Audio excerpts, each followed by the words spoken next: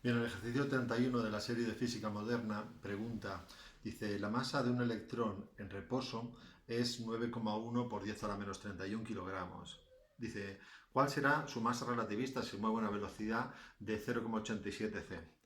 Bien, pues si se mueve a esta velocidad, el dato que tenemos es que la velocidad de la partícula es 0,87 c.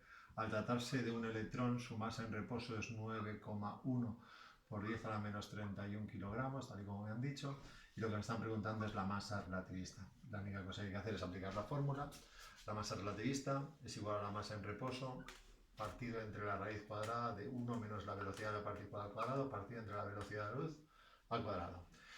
Bien, esto en mi caso es 9,1 por 10 a la menos 31 kilogramos partido entre la raíz cuadrada de 1 menos 0,87 al cuadrado por c al cuadrado partido entre c al cuadrado, que se simplifica, y el valor que acabo teniendo de aquí es 1,85 por 10 a la menos 30 kilogramos.